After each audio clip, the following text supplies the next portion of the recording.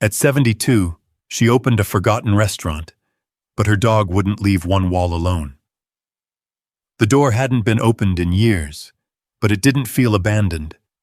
The air inside still carried something warm, like someone had just left, not long ago. Eleanor stood there, keys in hand, unsure why she had come back at all.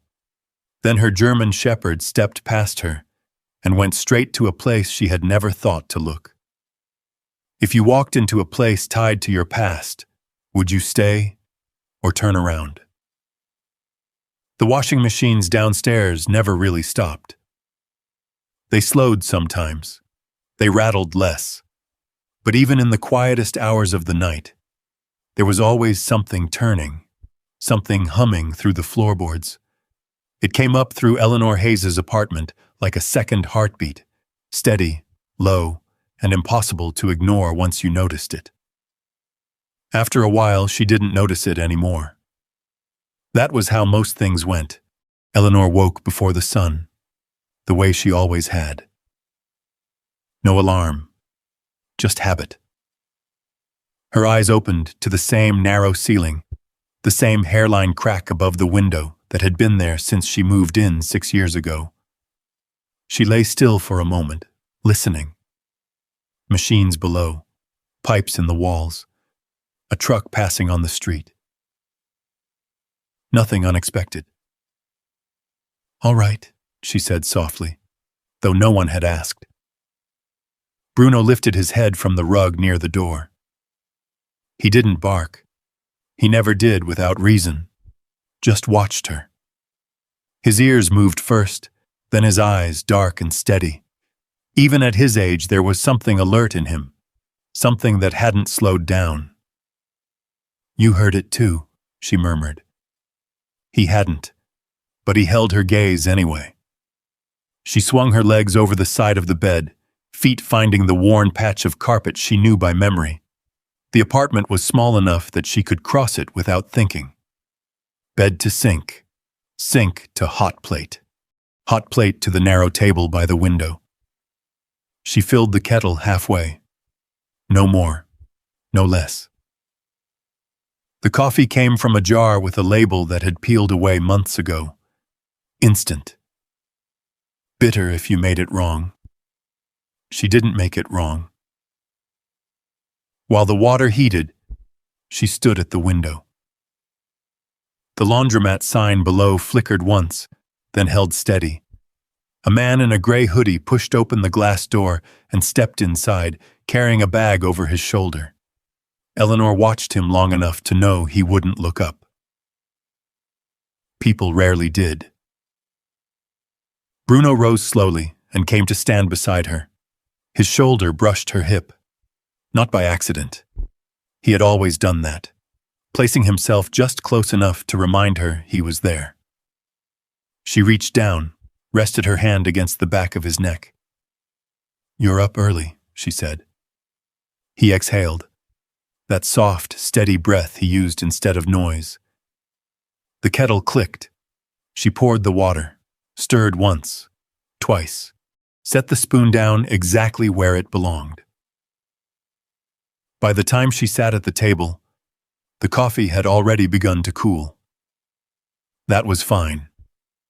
Across from her sat a small stack of folded shirts, neatly pressed, lined up by color. Mrs. Alvarez's things from down the hall. Eleanor had taken them in the night before, same as always. A few dollars for each load. Nothing formal. No agreement written down. Just something that worked.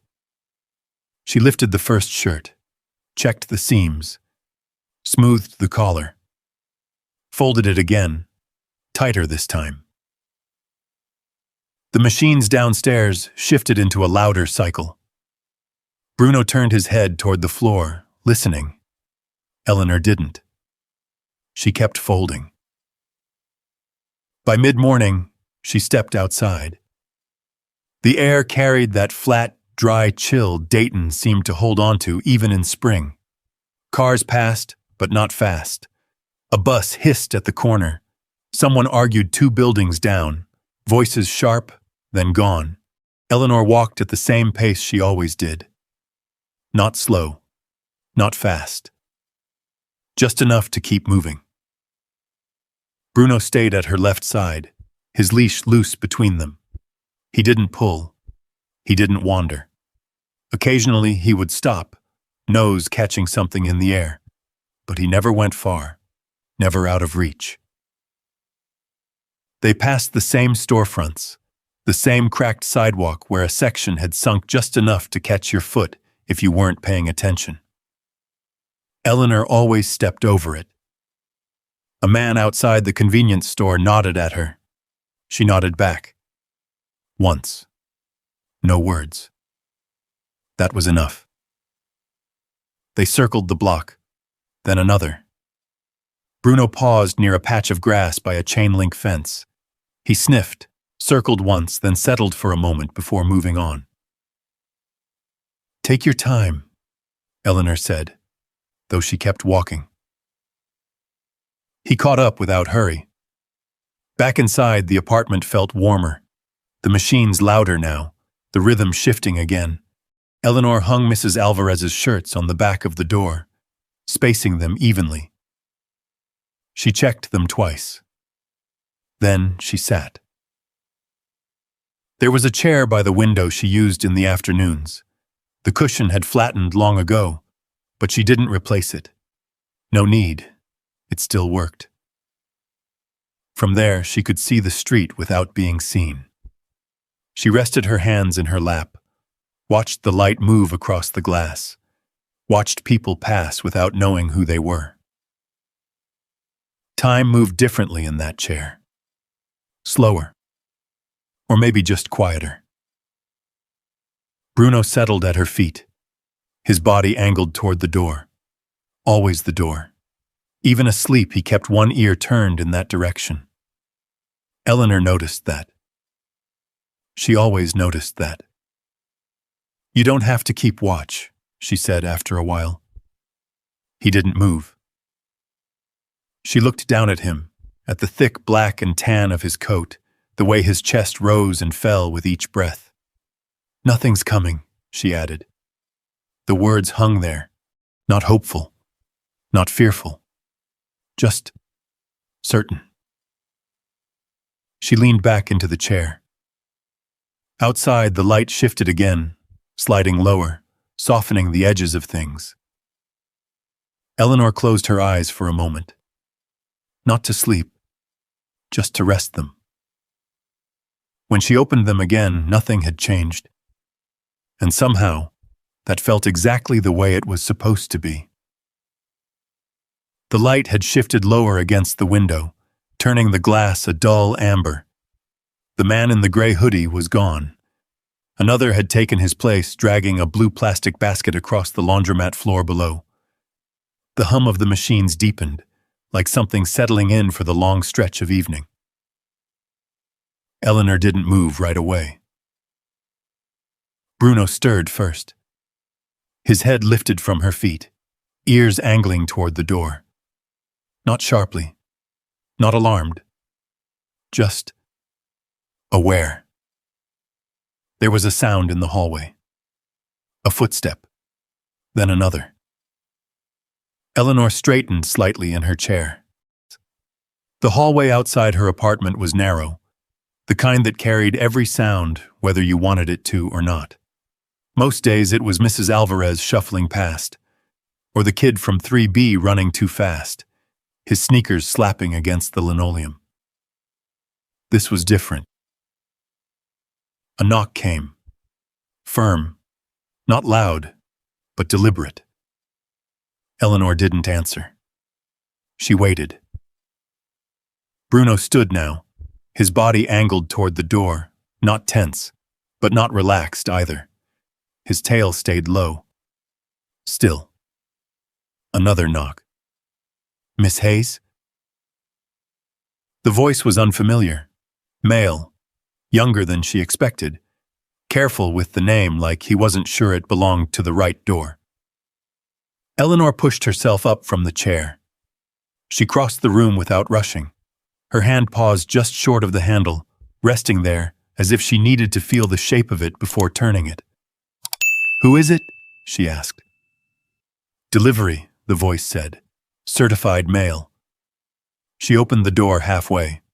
The man standing there wore a navy jacket with a patch on the sleeve.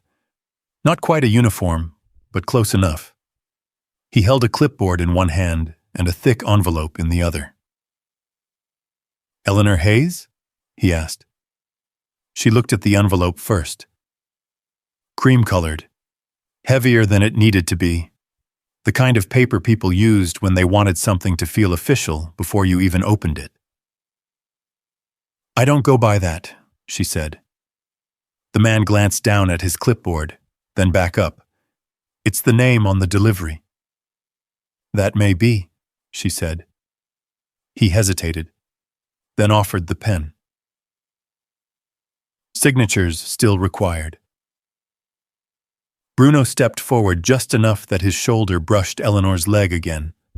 Not aggressive, just present. The man noticed. His eyes flicked down, then back up. "He's fine," Eleanor said.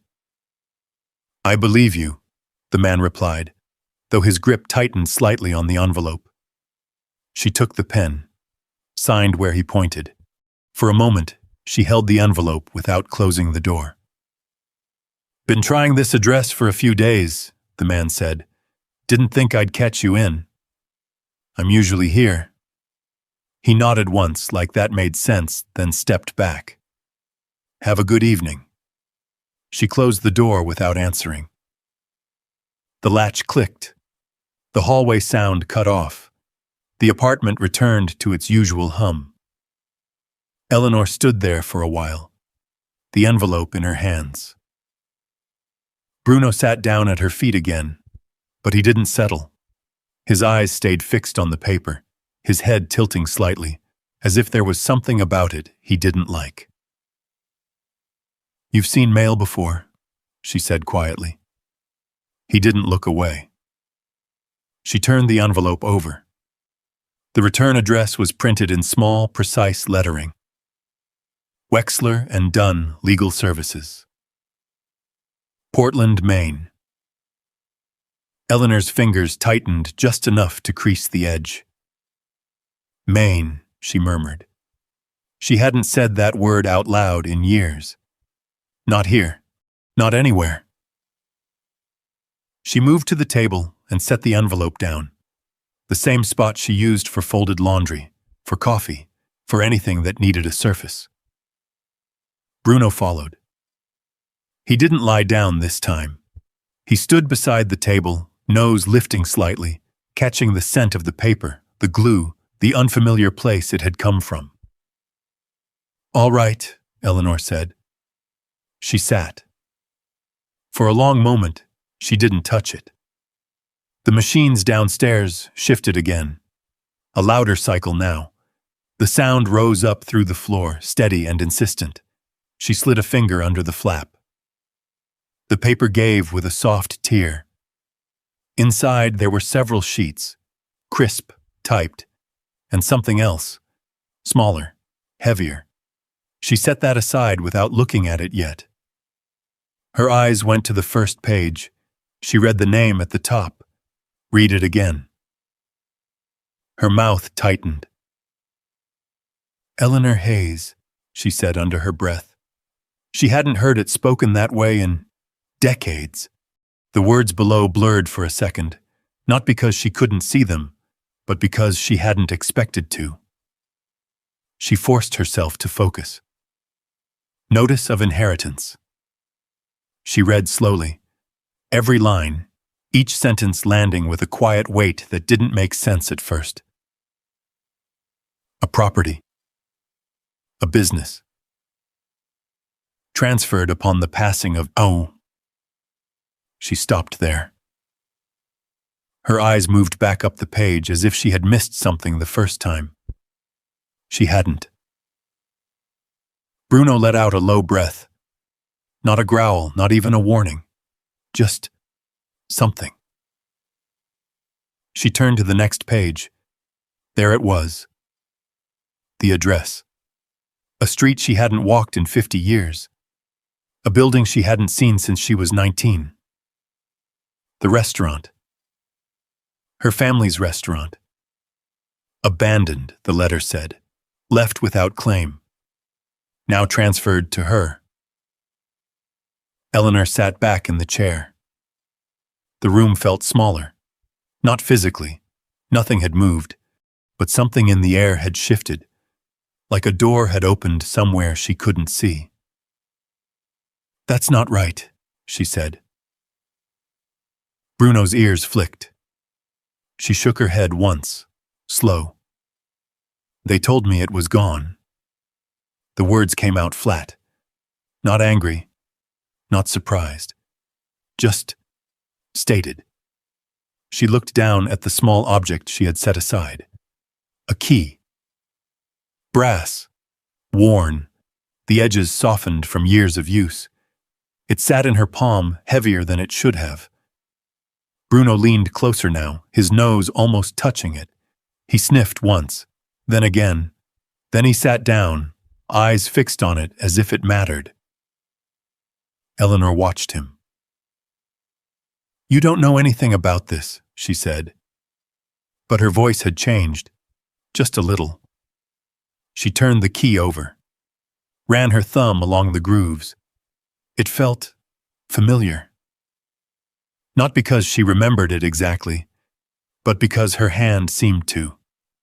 She set it back down on the table, the papers beside it, the name at the top of the page, the place she had not spoken of in years. Bruno didn't move. He stayed there, watching the table, watching her, as if waiting for something she hadn't decided yet. Eleanor stood slowly, walked to the window. The street looked the same as it had an hour ago. The laundromat sign still flickered once before holding steady. A car passed, then another.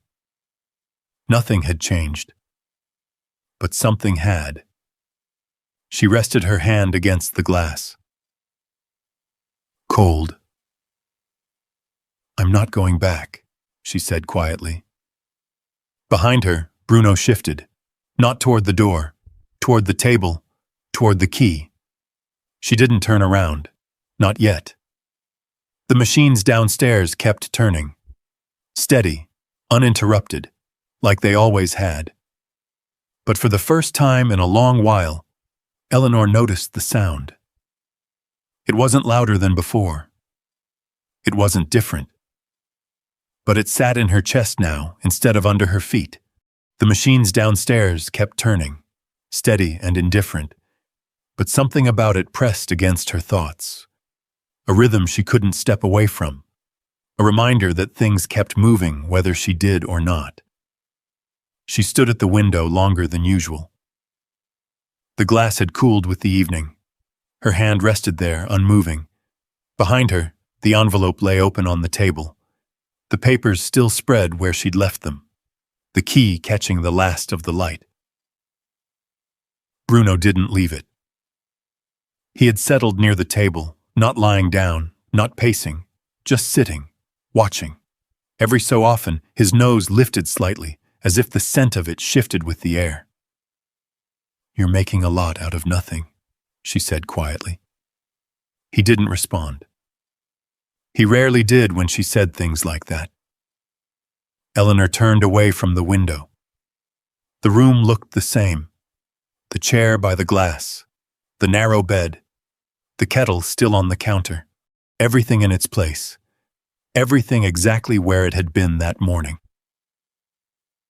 But the table wasn't right anymore.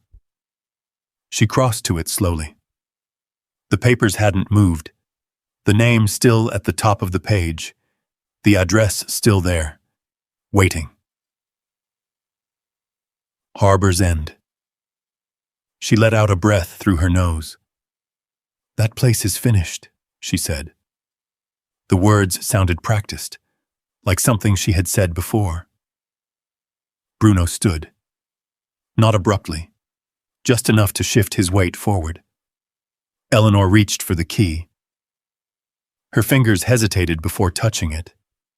Then she picked it up. It was warmer than she expected. She turned it over once, twice. There was a small notch near the base she hadn't noticed before, a mark worn into it.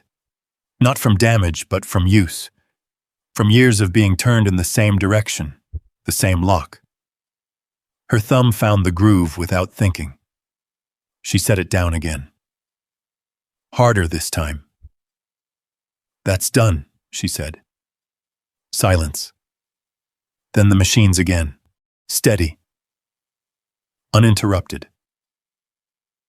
Bruno stepped closer to her leg, not pushing, not insisting. Just there. She looked down at him. "You're not helping." His ears shifted slightly.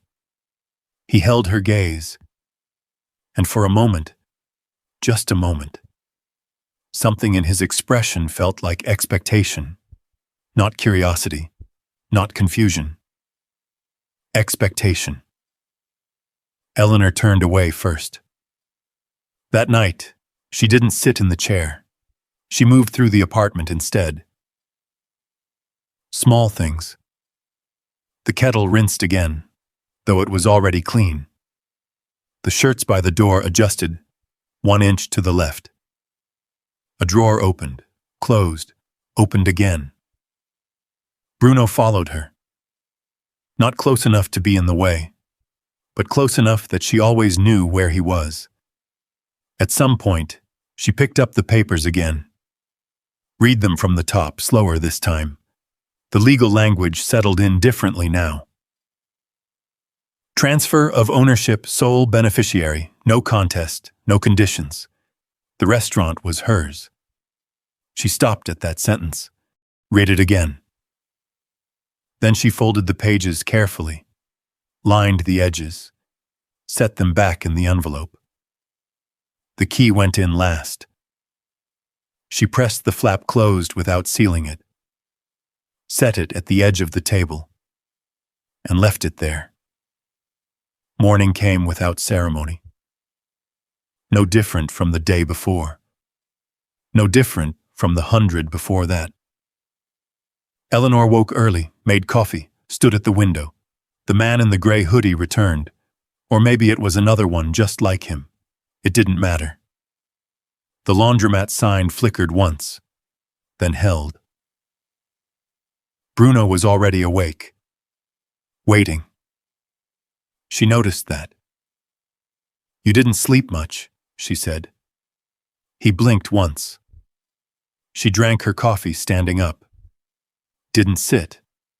Didn't fold laundry. Didn't reach for the shirts by the door. The envelope stayed where it was, but her eyes kept finding it.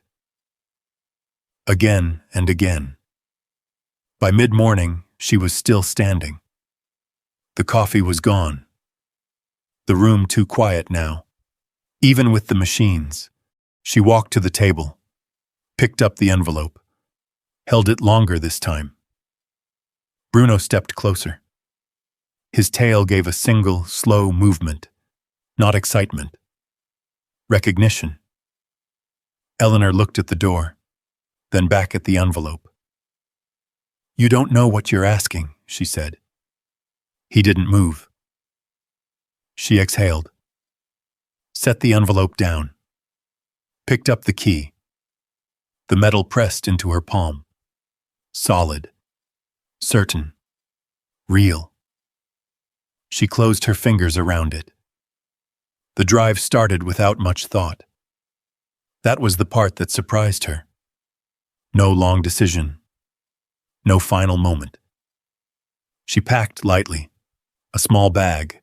A coat. The envelope placed carefully in the front seat. Bruno watched every movement. When she picked up his leash, he was already at the door. The car started on the second try. It always did. The engine settled into a low hum that matched the rhythm she'd lived with upstairs. Familiar. Reliable. She pulled out into the street. Didn't look back. Dayton slipped away in pieces.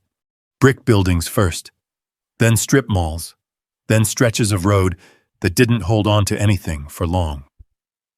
The highway opened, wide, empty in places, endless in others. Bruno sat upright in the passenger seat. He didn't lie down, didn't settle. His eyes stayed forward. Eleanor drove with both hands on the wheel. 10 and 2, the way she had learned a lifetime ago. The miles passed quietly. Gas stations, rest stops, long lines of trees that blurred together until they became a single color. She didn't turn on the radio, didn't fill the space. The silence stayed between them. Not heavy, but not empty either. By the time the road began to narrow, the air had changed. She noticed that before anything else. The smell. Less dust. More salt. Faint at first. Then unmistakable. Pine trees lined the edges now, closer together. Leaning slightly, as if the wind had shaped them over time. The sign came up without warning. Harbor's End. Population 2,184. Eleanor slowed, not by much, just enough to read it twice. Bruno shifted in his seat. His ears lifted. The road curved, then opened into a small main street. It looked the same. Not identical, but close enough that her chest tightened before she understood why. The buildings were still there. The hardware store, smaller than she remembered. The diner across the street, different sign, same windows. A man outside paused as she drove past. He didn't wave, but he watched. The way people watch when they think they should know something they don't. Eleanor kept her eyes forward. The restaurant sat at the far end, just before the road turned toward the water. She saw it before she meant to, the shape of it. Low. Brick. The sign above the door faded but still legible. She slowed the car without realizing it, then stopped. Right at the curb. For a long moment, she didn't move. The engine idled. The sound of it filled the car. Bruno leaned forward, not out the window, not toward the street, toward the building. Eleanor followed his gaze. The front step. Concrete. Worn at the edges. And clean. Not recently painted. Not repaired. Just swept. No leaves. No dust. No debris caught in the corners. She stared at it. That doesn't happen on its own, she said. Bruno didn't look at her. He was already focused, already alert. Eleanor turned off the engine. The silence that followed felt louder than the drive. She rested her hands on the wheel, didn't reach for the door, didn't step out. Not yet. The building stood there, waiting. Not broken, not forgotten, just closed. Bruno shifted again. This time he let out a low breath. Eleanor picked up the key from the seat beside her, held it, felt the weight of it settle into her hand.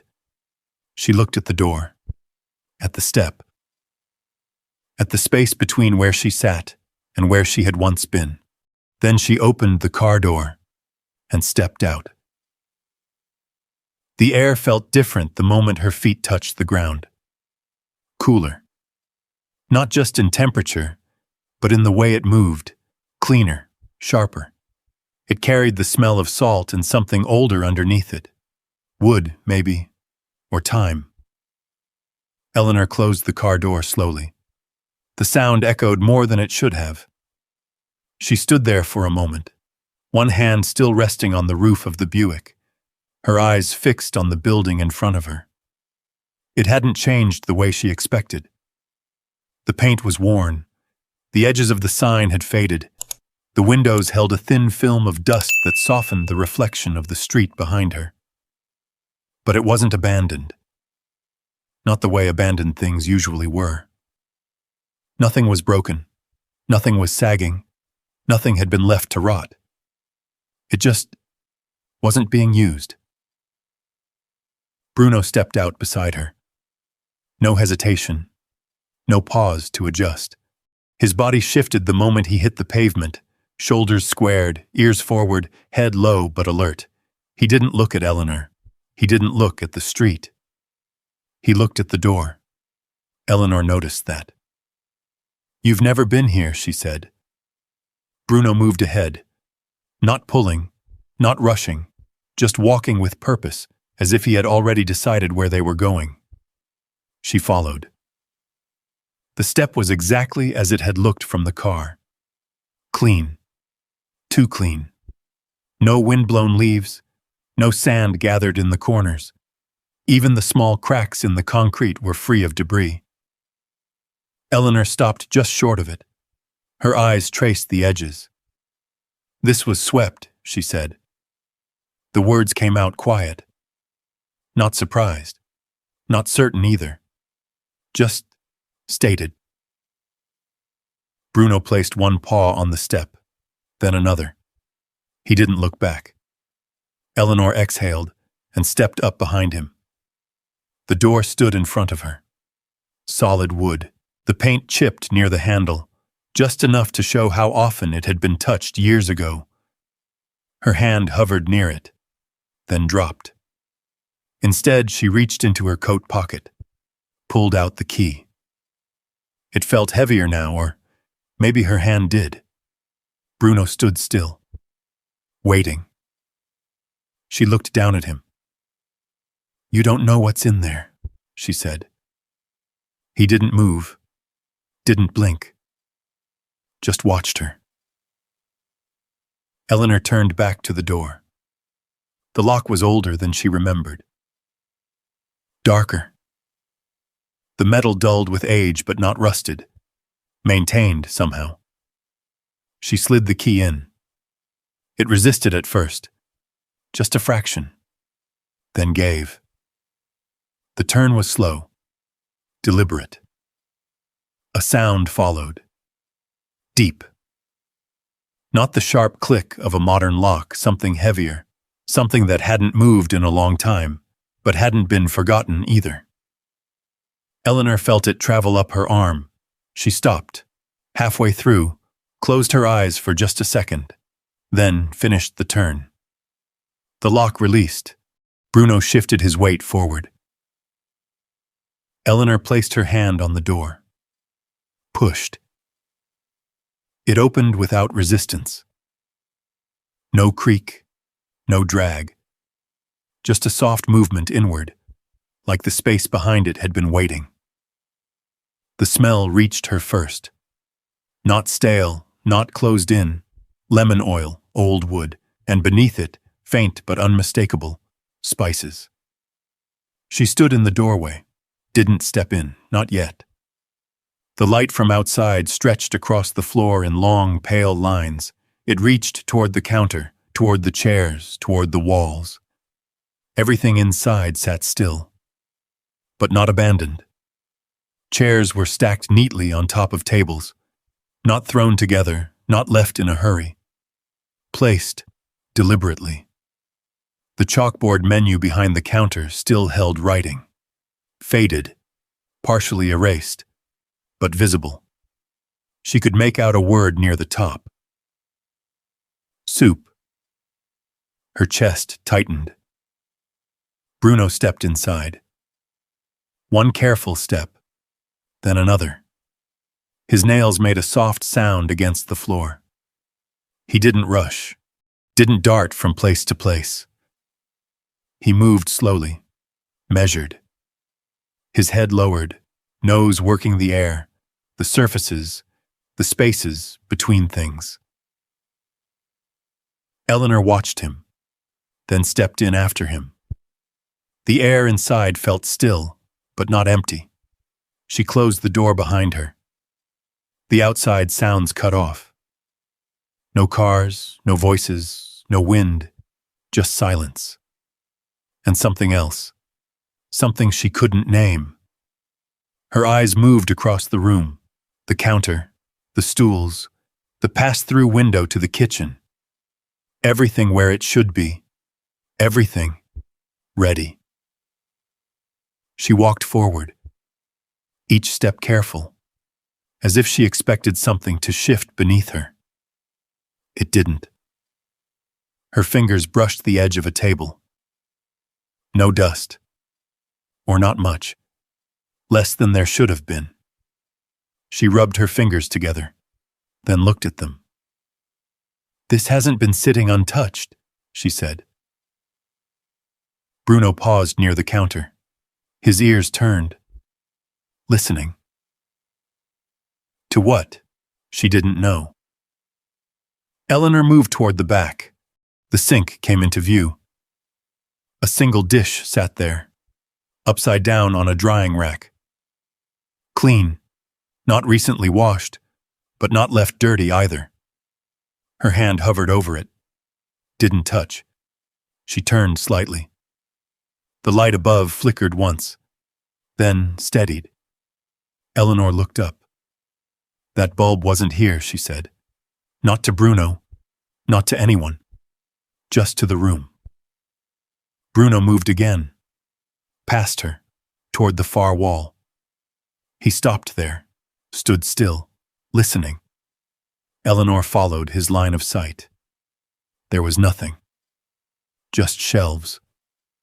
Old storage racks pushed against the wall. Boxes. Empty. Or at least, they looked empty. She took a step closer, then stopped. Something about the space pressed back.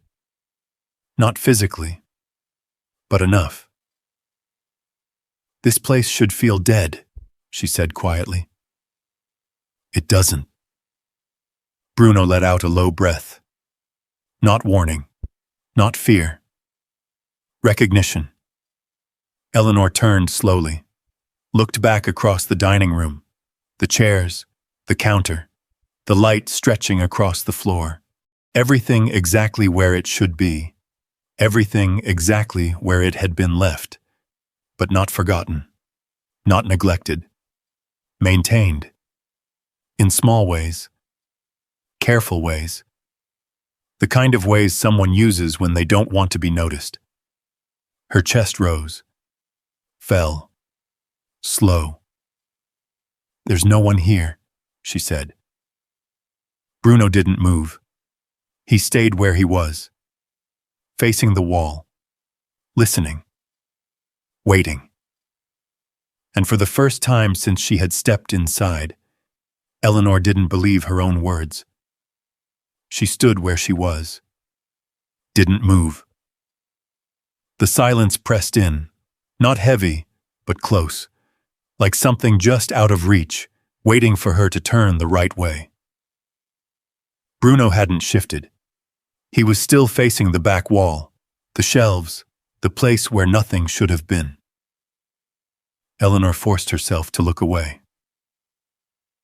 "This isn't what you think," she said, quieter now. She turned back toward the front of the restaurant. The dining room safer. Familiar in a distant way. She walked toward the counter, each step measured, steady. Her hand trailed lightly along the surface as she passed, fingers brushing wood worn smooth from years of use. The stools were still there, 6 of them lined up. She paused at the second one from the left. Her hand hovered above it. Didn't touch. Not yet. Her eyes moved instead to the pass-through window just beyond the counter. The kitchen. She stopped. Her breath caught, not sharply, but enough. "No," she said under her breath. The word came out before the thought had fully formed. Behind her, Bruno shifted, not toward her, not toward the front, toward the kitchen. Eleanor didn't turn around. She kept her eyes fixed on the pass-through. The opening looked smaller than she remembered, or maybe she had been smaller then. The light inside flickered faintly, a different kind of light. Colder.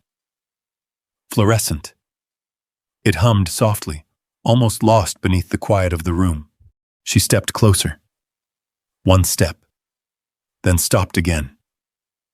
The smell was stronger here, not just wood and lemon oil now, something deeper, something cooked into the walls. She knew that smell, even if she didn't want to. "Not today," she said. Bruno came up beside her. His shoulder pressed against her leg again. Steady. Present. She looked down at him. "You don't understand," she said. His ears angled slightly. Listening. Always listening. Eleanor turned away from the pass-through. Walked past it. Faster now. Not quite a retreat, but close enough. She moved toward the small hallway near the side of the building. She remembered that part. The office. The back room. Places that didn't hold the same weight. She pushed the door open. It stuck for a moment, then gave. Inside, the air was cooler, less layered with memory. A desk sat near the window, a chair tucked in neatly beneath it. Papers stacked in a corner. Organized, not abandoned. Eleanor stepped inside, closed the door behind her. The sound of it shutting felt necessary. She leaned back against it. Just for a second. Her eyes closed. Not to rest. To steady. The hum from the kitchen lights was still there. Faint now, but present. She crossed to the desk, ran her fingers along the surface. Dust. This time there was dust. She nodded slightly. "That's more like it," she murmured. Bruno didn't sit. He stayed near the door, facing it, as if waiting. Eleanor pulled the chair out, sat. The wood creaked under her weight. Familiar, solid. She looked around the room. Nothing moved. Nothing shifted. No signs of anyone. Just stillness. She exhaled. Long. Slow. "That's all it is," she said. "A place." The words settled, not fully convincing, but close enough. For now. Night came without her noticing when. The light through the window dimmed, then disappeared. The room fell into shadow, soft at first, then deeper. Eleanor didn't turn on the overhead light. She stayed where she was. Listening. Bruno lay down eventually, but not fully relaxed. His head stayed up, eyes half open, watching. Always watching. The restaurant made its own sounds. Old wood settling, pipes shifting somewhere behind the walls. A faint tick from the cooling air. Nothing unusual, nothing she couldn't explain. And yet, she didn't sleep.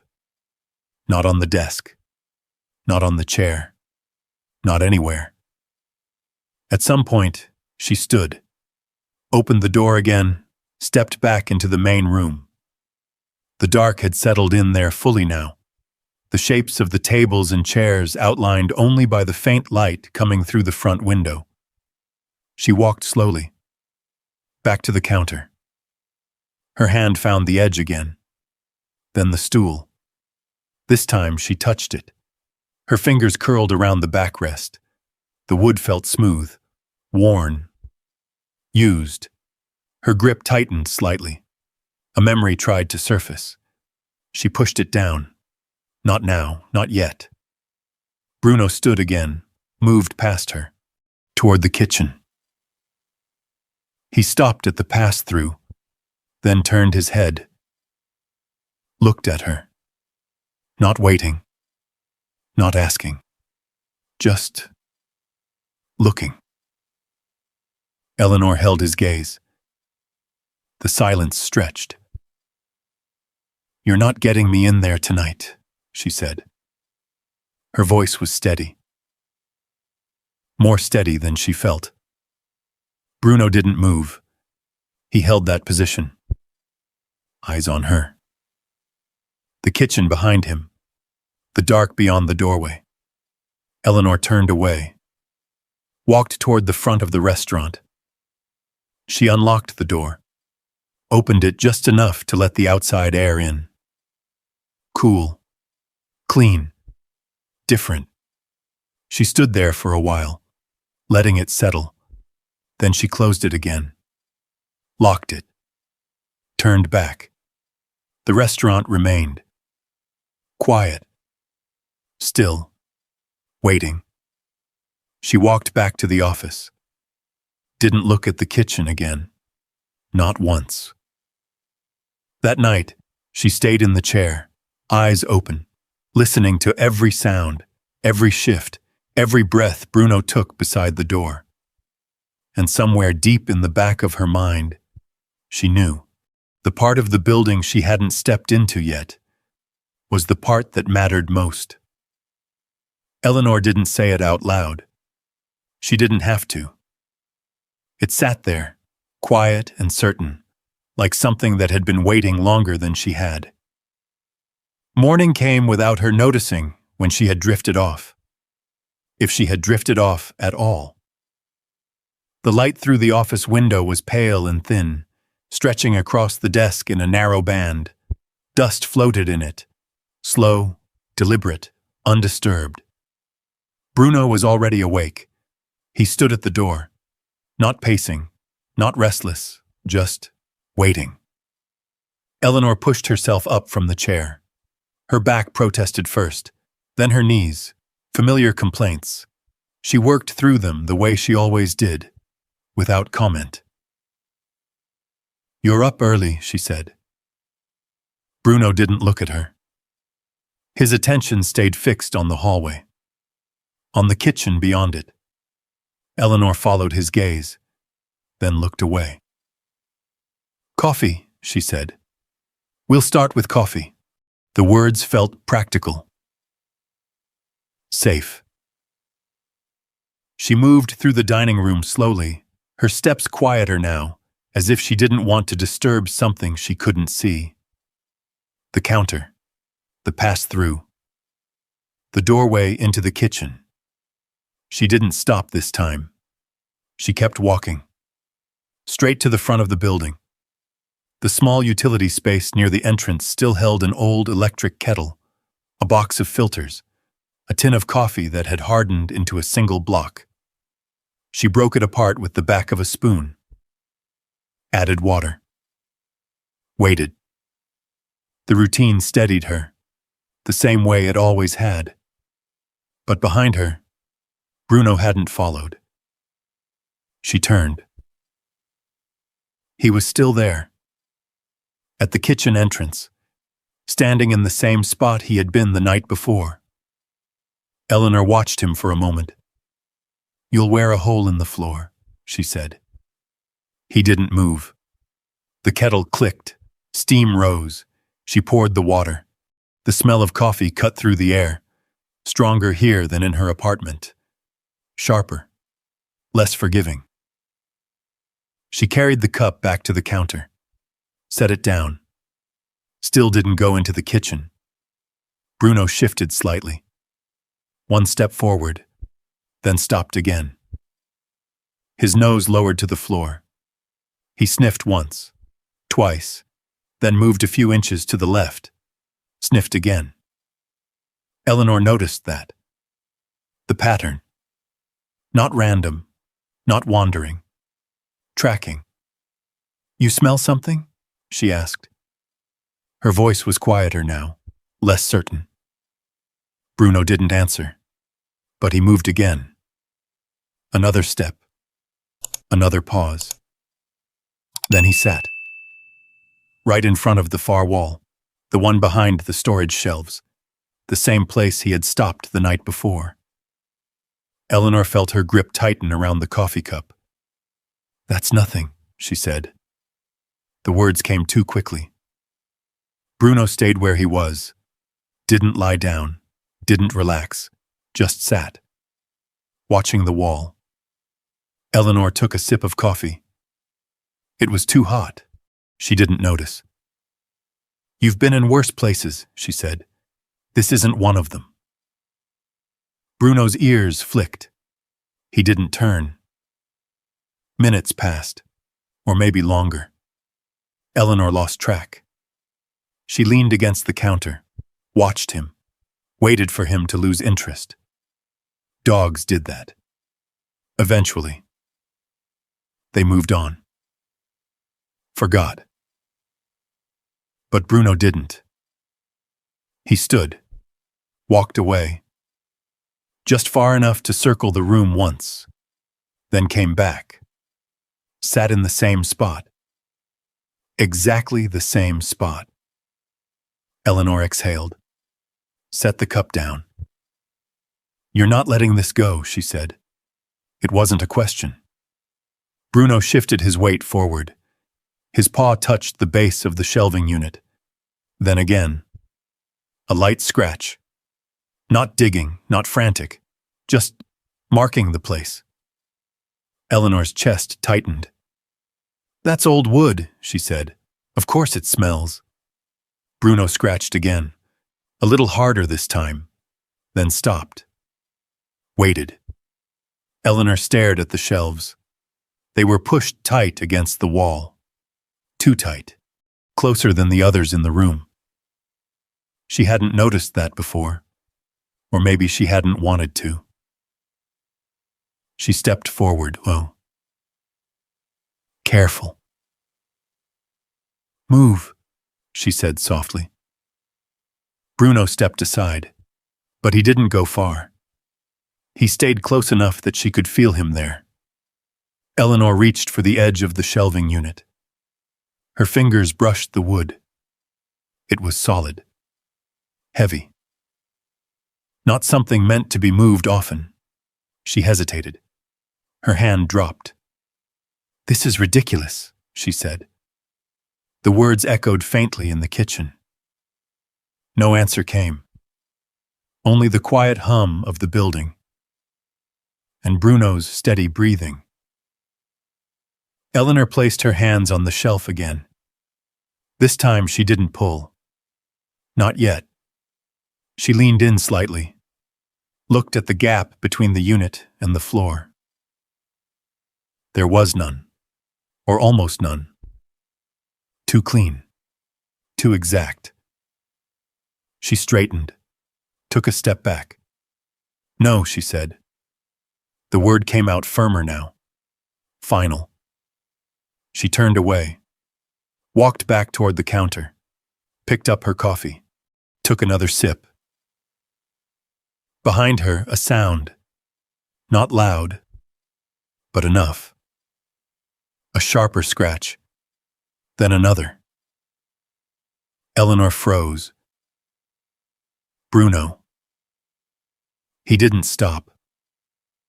The scratching came again, more insistent, still controlled, but no longer patient. Eleanor closed her eyes, just for a second, then opened them. Set the cup down, turned back. Bruno stood with both paws against the base of the shelving unit now, not tearing at it, not destroying it, just pushing, as if trying to reach something just beyond it. "All right," she said. The word came out quieter than she expected. She walked back, stopped beside him, placed her hand on the shelf. It didn't move at first. She adjusted her grip, pressed her shoulder against it. Pushed. The wood groaned. Not loud, but enough to tell her it hadn't been moved in a long time. She pushed again. This time it shifted, just a fraction. Dust fell from the top. The sound of it settling echoed in the small space. Bruno stepped back, watching, waiting. Eleanor took a breath, then pushed harder. The shelving unit slid. Slow, heavy, reluctant. But it moved, inch by inch, until there was space. Enough space to see the wall behind it. Eleanor stopped. Her hands still pressed against the wood, her breath steady. Her eyes fixed on what had been hidden. The wall wasn't whole. There was a seam. A panel, roughly cut. Not painted over perfectly, just enough to blend in from a distance. Up close, it stood out. Eleanor felt something shift inside her. Not fear, not exactly. Something closer to recognition. This wasn't supposed to be found, she said. Bruno stepped forward again, closer now. His nose inches from the panel. He didn't touch it, just breathed it in. Eleanor lowered her hand, ran her fingers along the edge of the seam. The wood was slightly raised, poorly finished, hurried, deliberate. She stepped back, looked at the space, at the shelves she had moved, at the wall that wasn't a wall. The kitchen felt smaller now, closer, like the air had thickened. Bruno looked up at her, for the first time since they had entered the room. His eyes met hers. Not questioning, not uncertain. Certain. Eleanor swallowed. Slow. This wasn't left behind, she said. Her voice barely above a whisper. It was hidden. And for the first time since she had arrived, she understood. This place hadn't been waiting for her to return. It had been waiting for her to look closer. Eleanor didn't move right away. Her hand stayed against the edge of the panel, fingers resting in the uneven groove where the wood didn't quite meet. The line was crude, not the work of a craftsman. Something done quickly, quietly, meant to disappear unless you were standing exactly where she stood now. Bruno stood beside her, still, his breathing steady, his eyes fixed on the same spot. You knew, she said under her breath. Not accusing, not surprised, just acknowledging.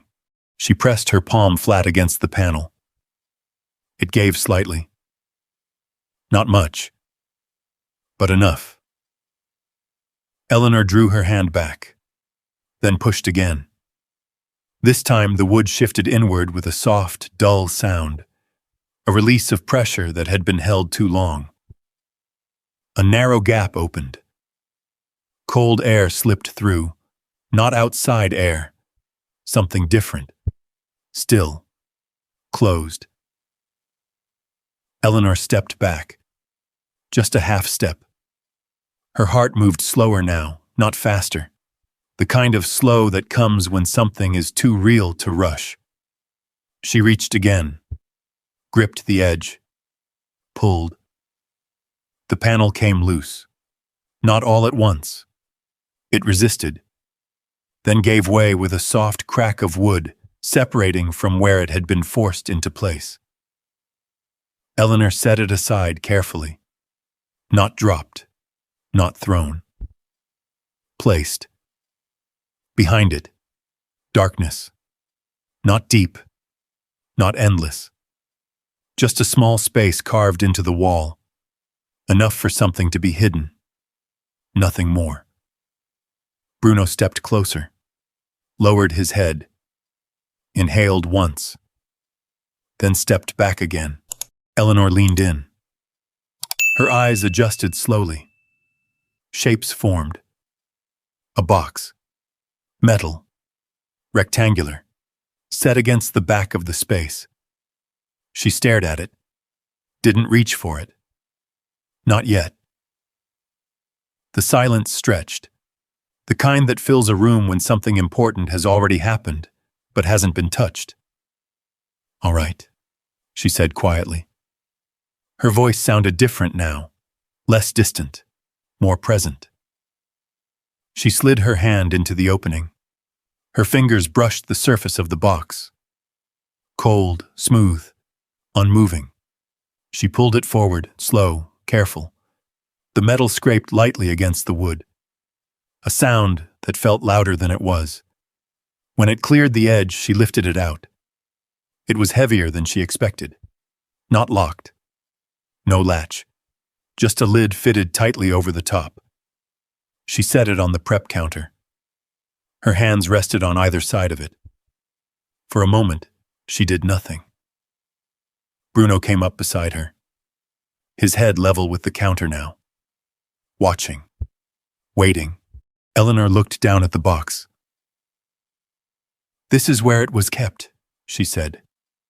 Again, not to him. To herself. Her fingers slid to the edge of the lid. She lifted it. The seal broke with a faint click. Inside, paper. Stacked. Neatly. Bound together with a thin piece of twine. And beneath it, a photograph. Eleanor froze. Her hand hovered above it. Didn't touch. Not yet. The paper on top was yellowed slightly. Edges softened with time. Not brittle, but old enough. She lifted the stack slowly. The twine held firm. Whoever placed it there had meant for it to stay that way. She set it aside, then reached for the photograph. Her fingers hesitated just before making contact. Then, she picked it up. The image faced her, and for a moment, she didn't breathe. A younger woman looked back at her. 19, maybe 20. Dark hair pulled back, eyes steady, a set to her mouth that Eleanor recognized before she allowed herself to. She turned the photo slightly. The light from the window caught it just enough to bring out the details. The counter behind her, the same one Eleanor stood beside now, the same stools, the same walls. Nothing had changed, except everything had. Eleanor lowered the photograph slowly. Her fingers tightened around the edge. "That's..." she began, then stopped. Bruno let out a soft breath. Not loud, but enough to bring her back. She set the photograph down carefully, then reached for the papers. The twine slipped loose with a small pull. The stack opened. Letters. Handwritten. Each one folded the same way, each one marked with a date. Her eyes went to the first. She unfolded it. The paper made a soft sound. Her hand trembled once, then steadied. She read. Not fast, not slowly, just enough to take it in. The words were simple, clear, written in a hand she hadn't seen in years. Her mother's. Eleanor closed her eyes, just for a second, then opened them again, read the first line once more, then the second. Her breath shifted, not sharp, but uneven. She lowered the page, looked at the next one, and the next. Each dated, each never sent, each telling a version of something she had never been told. She wrote these, Eleanor said, her voice barely there. Bruno didn't move. He stayed close, close enough that she could feel the heat of him against her side. Eleanor picked up another letter, opened it. Read. Her shoulders stiffened, then eased, then tightened again. A rhythm she couldn't control. She never mailed them, she said. Her eyes moved over the page again, searching.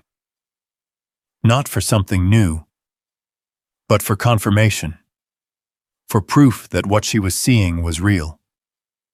The photograph sat beside her, the younger version of herself staring up from it, unaware, unprepared. Eleanor set the letter down. Her hand moved to the photograph again. She turned it over. On the back, a single line, written in the same hand, "She deserved better than what we told her." Eleanor stared at it. The words didn't move, didn't change, didn't soften. They stayed exactly as they were. Her chest rose, fell, slow, controlled. "That's not how it happened," she said. But her voice didn't carry the certainty it had before. Not anymore. Bruno shifted slightly. His head lowered, rested briefly against her arm.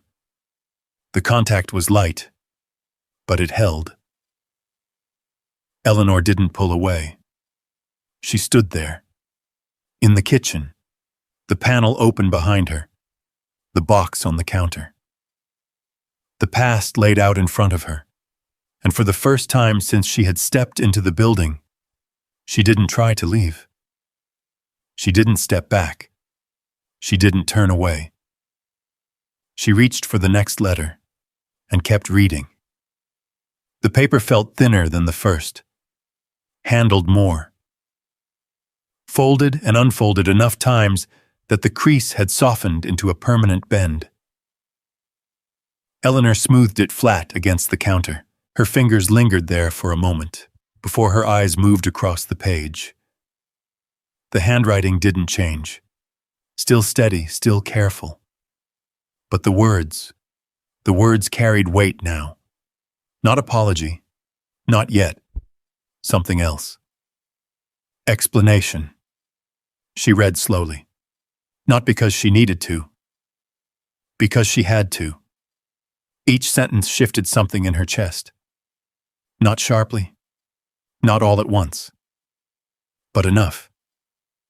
Enough to make her stop more than once. To go back.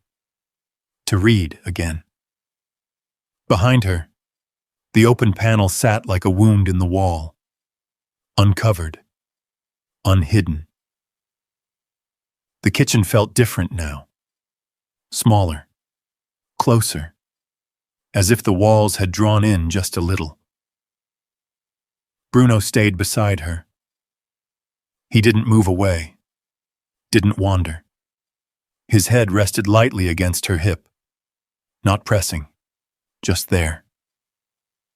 Grounding. Eleanor reached for another letter, then another. The stack grew thinner, the air heavier. Words began to connect. Names appeared, numbers, dates, things she hadn't known to ask about. A business partner. Loans. Accounts that didn't match what they should have been.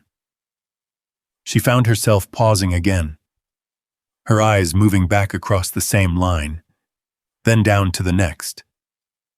"This isn't right," she said. But the way she said it had changed. Not disbelief. Recognition. The letters told it in pieces, not a single story. Fragments, moments. Thoughts written late, then folded away. She could feel the time between them. Weeks, months, years. The tone shifted. From confusion to worry to something closer to fear. Eleanor set one letter down, picked up another. This one was dated later, the ink darker, the strokes less even. Her breath slowed. She read and stopped. Her hand flattened against the page. She didn't move it, didn't turn it, just held it there. "They knew," she said quietly. Bruno's ears flicked. She read the line again, then again, not because it was unclear, because it was. Clear enough to change everything. They knew the numbers didn't add up. Her voice was barely there. The words didn't echo. They stayed where they were. On the page. In the air. Inside her. She reached for the next letter. Her fingers moved faster now. Less hesitation. More need. The pieces were coming together. Not neatly, not cleanly. But enough. Enough to form a shape. A business partner who had access to accounts. Money that disappeared in small amounts. Then larger ones. Debts that weren't spoken about. Not outside the building. Not even inside it at first. Her jaw tightened. "That's why," she said. But she didn't finish the thought. Not yet. Bruno lifted his head slightly, watching her now. Not the wall, not the panel. Her. Eleanor picked up another sheet. This one wasn't a letter. A ledger page. Numbers. Columns. Figures that didn't line up. Amounts circled, notes written in the margins. Her eyes moved across them, not quickly. Carefully, as if the act of reading them might shift them into something else. It didn't. They were losing it, she said. The words landed heavier this time, more certain. The restaurant. The place she had thought, left behind, given up, thrown away. It hadn't been that simple. She leaned back slightly. Her hand moved to the edge of the counter. Steadying. Her eyes moved back to the letters. The earlier ones. The ones that didn't make sense before. They did now. A silence in the house. Conversations cut short, doors closed. Her name mentioned less often. She had thought, she had decided, it was about her, that she had been the problem. The reason.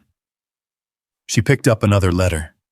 This one was shorter, the handwriting tighter, more controlled, but the ink pressed deeper into the page, written harder. We can't tell her. Eleanor's breath caught, just enough to notice. She read the line again, then the next. Not until we know how bad it is. Her fingers tightened around the paper. That's why you didn't say anything, she said. Her voice carried something new now. Not anger, not yet. Something closer to understanding, but incomplete, not settled. She set the letter down.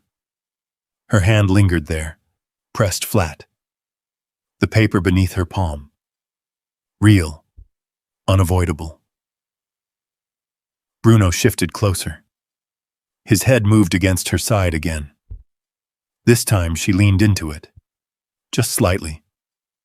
Enough. Eleanor reached for the final letter in the stack. The last one. It was different. The paper more worn, the edges softer, handled more than the others. She unfolded it carefully, the crease nearly giving way under her fingers. Her eyes moved across the first line, then stopped. Her lips parted. No sound came out. She read it again, then again. I was going to bring you back. The words stayed there. Didn't move. Didn't soften.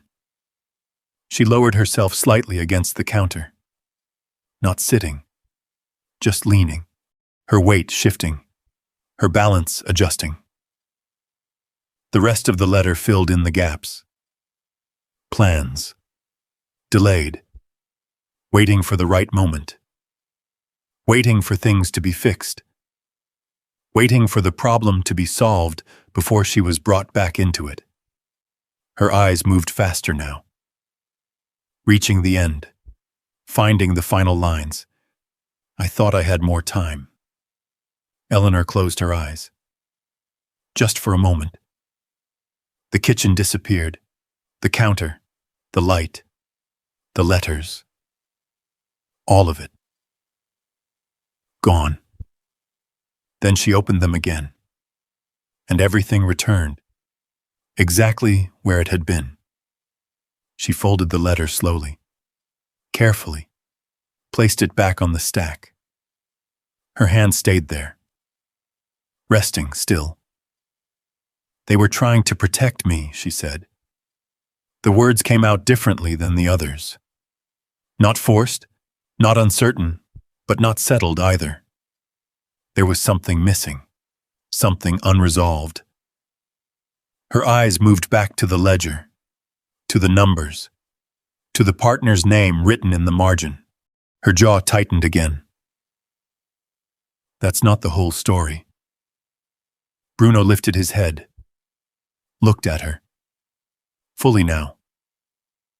Eleanor nodded once, a small movement, but certain.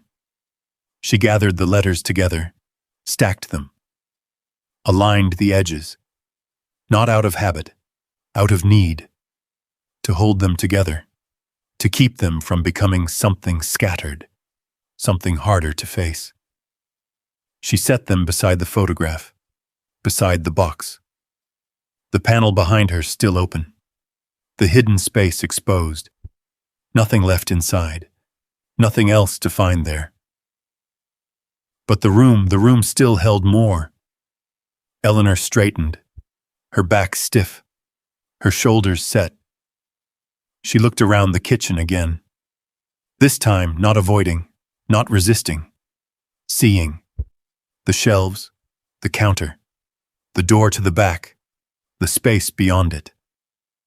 Her hand moved to the edge of the counter. She pushed herself upright. Bruno stood with her. No hesitation, no delay. He stayed close.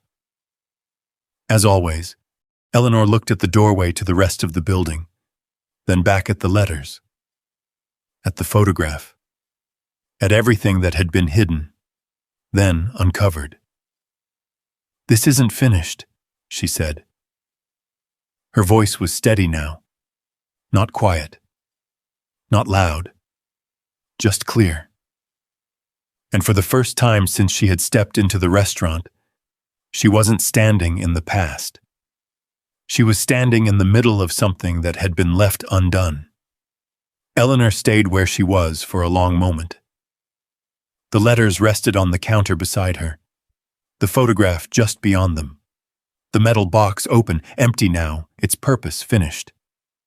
Behind her, the panel remained pulled away from the wall. Nothing left inside, nothing more to reveal. And yet, the room didn't feel complete. Not yet. Bruno shifted his weight. He stepped closer to her side, his shoulder brushing her leg again. The same quiet contact he had used since the apartment, since before the drive, since before any of this had begun. She reached down. Her hand rested on the back of his neck. "All right," she said. The word came out softer than before, less like a refusal, more like a beginning. She looked around the kitchen again. Really looked this time. Not through memory, not through resistance. Through what was there. The counter held faint marks where years of use had worn the surface smooth. The stove sat silent but intact, its edges dulled by time, not neglect. A thin layer of dust had settled in places, but not everywhere, not evenly. She noticed that now. Some spots were cleaner than others, as if someone had passed through. Not recently, but not long enough ago to disappear completely. Eleanor stepped toward the sink. The dish still sat there, upside down. dry. Her fingers moved toward it. This time she touched it, turned it over, ran her thumb along the edge. Clean. She set it back exactly where it had been. Her eyes moved to the shelves, the ones she had pushed aside, the ones that had hidden the truth. She walked back to them. Not with hesitation now, with purpose. She gripped the edge of the unit and pushed. It moved easier this time, the wood scraping lightly across the floor until it settled back into place. The panel still leaned against the wall. She lifted it, turned it once in her hands, then set it aside. Not to hide again, not yet. She stepped back, looked at the wall, at the seam, at what had been hidden there, then turned away. Bruno followed her. They moved together through the kitchen, out into the dining room. The light had shifted again. Late afternoon now. Warmer. Longer shadows stretching across the floor. Eleanor paused near the center of the room. The chairs still stacked. The tables still empty. Waiting. She exhaled, calm, steady, then walked to the nearest table, placed her hands on it, lifted one chair down. The legs touched the floor with a soft, hollow sound. She didn't stop. She moved to the next, then the next. Each chair lowered, each one placed, not rushed, not careful either. Just done. Bruno circled the room once, then lay down near the kitchen entrance. His head rested on his paws. Watching. Calm now. For the first time since they had arrived. Eleanor noticed that. "You're quiet," she said. He didn't move. Didn't need to. She walked behind the counter, looked at the space from that side. The view was different. Always had been. The room opened up in front of her. The door. The windows. The place where people would have stood. Sat. Waited. Her hands rested on the counter. Her fingers traced the edge. Then she turned. Stepped into the kitchen again. This time she didn't stop at the doorway. She walked straight to the stove. Her hand hovered over the dial. Paused. Then turned it. Nothing happened. Of course, no gas, no power running to it. She nodded once. Expected. She moved to the cabinets. Opened one. Inside, dishes, stacked, clean, ready. Another cabinet. Utensils, organized, placed with intention, not abandoned, prepared. Eleanor closed the cabinet. Her movements slower now, more deliberate. She stepped back, looked at the space as a whole. This wasn't left behind, she said again. But this time, it meant something different. Bruno lifted his head. His ears turned toward the front of the building. Eleanor heard it a second later. A sound outside. Footsteps. Light. Uncertain. She froze. Her hand still resting against the counter. The sound paused near the door. Then came again. Closer. Bruno stood. Not aggressive, not tense. Alert. Eleanor moved out of the kitchen, into the dining room. Her eyes fixed on the front door. The handle shifted, just slightly, then stopped. A moment passed, then a knock. Not loud, not demanding, just there. Eleanor didn't answer right away. Her breath slowed, her body still. The knock came again. A little firmer this time. She stepped forward, each movement controlled, measured. Bruno stayed at her side. Close. Ready. Eleanor reached the door. Her hand hovered over the handle, then closed around it. She turned it, opened the door. A man stood on the step. Late 60s, maybe older, weathered face, eyes that had seen time pass in this place. He looked at her. Not surprised, not confused, just certain. "You're back," he said. Eleanor didn't respond. Not yet. Her hand remained on the door, her body blocking the entrance. The man nodded slightly. "I was wondering when that might happen." His voice was quiet, steady. He glanced past her, into the room, at the chairs now set down, at the light stretching across the floor, then back to her. "I'm Calvin," he said. "Calvin Mercer." Eleanor studied him, not searching for recognition, just taking him in. "You've been here before," she said. It wasn't a question. He gave a small smile. "Most of my life." A pause. Then, "Your family fed half this town out of that kitchen." Eleanor's grip on the door tightened slightly. She glanced back once, toward the kitchen, then returned her gaze to him. "It's been closed," she said. "Yeah," Calvin replied. "It has." He didn't push, didn't step forward, just stood there, waiting. The way someone waits when they already understand more than they say. Eleanor stepped back, just enough to open the space. Not an invitation. Not yet. But not a refusal either. Calvin noticed. He nodded once. "That's all right," he said. "You take your time." He reached into his pocket, pulled out a small cloth. Worn, folded. He held it out. "You'll need this," he added. Eleanor looked at it, then at him, then took it, her fingers brushing his for just a second. The cloth was soft, almost clean. She nodded once. "Thank you." The words came quietly. Calvin stepped back, gave the space again. "I'll be around," he said. "Same as always." Then he turned, walked away down the street. Slow, steady, like he had nowhere else he needed to be. Eleanor closed the door. The latch clicked. The room settled again, but not the same way.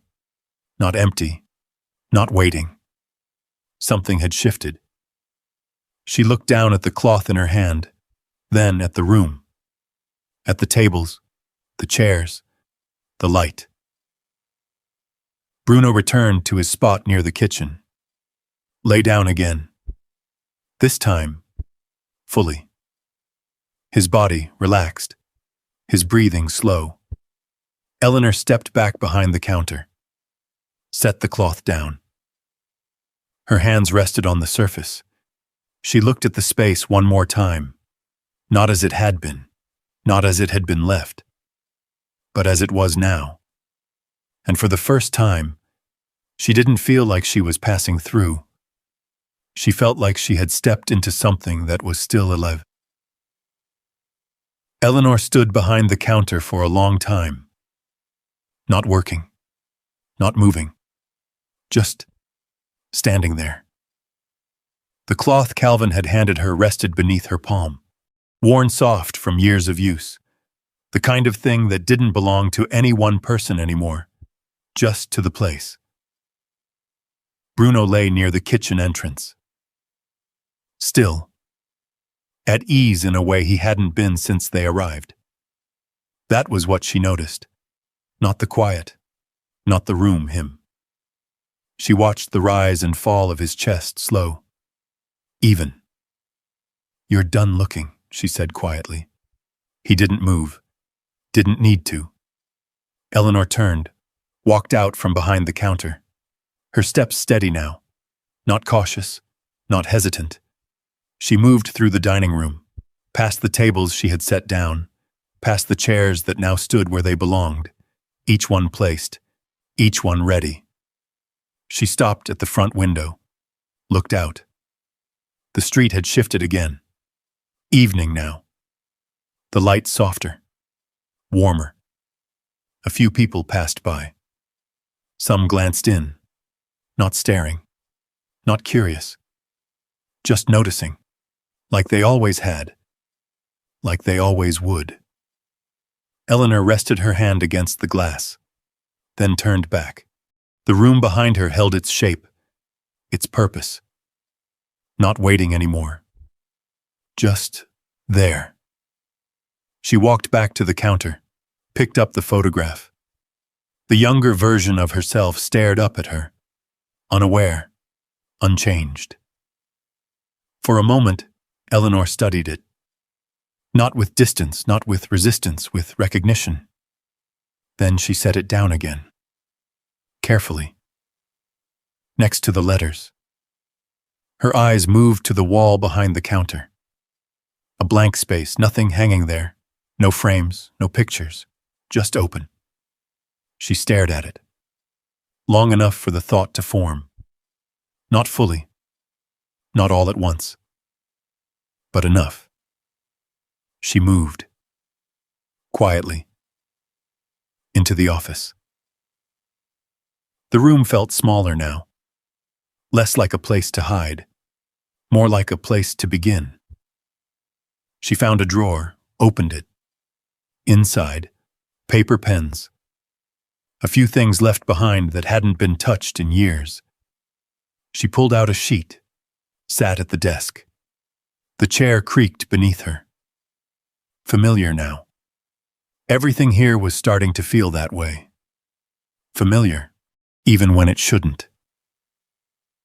She picked up a pen, held it for a moment, then set it down again. Not yet. She stood. Took the photograph with her. Walked back into the dining room. Bruno lifted his head. Watched her. She passed him. Went to the wall behind the counter. Stood there. The space looked different now. Not empty. Not waiting. Just unfinished. Eleanor reached into her coat pocket. Pulled out the key. The same one she had turned that morning.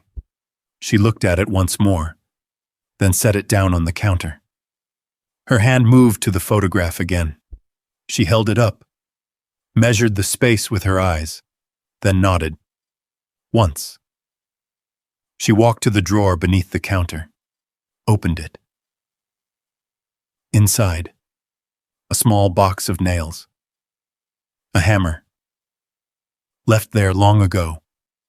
Not by her, but for her. She took them out. Set the photograph against the wall, held it steady. Then one careful tap. The nail went in, then another. Firm, certain. The photograph hung slightly crooked. She adjusted it, stepped back, looked. The younger version of herself remained where she had always been. But now, she was here too. Not in the picture, but in the room. Bruno stood, walked over, sat beside her. His eyes moved from the photograph to Eleanor, then back again. Eleanor exhaled. Long, slow. That'll do, she said. Her voice carried something new, not final, not closed, but settled. The kind of tone that comes when something finds its place. She turned away from the wall, moved back into the kitchen. The light above flickered once, then steadied.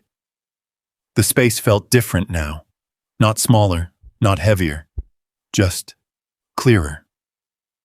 She walked to the stove, rested her hand on it, then moved to the cabinets, opened one, pulled out a pan, set it on the counter.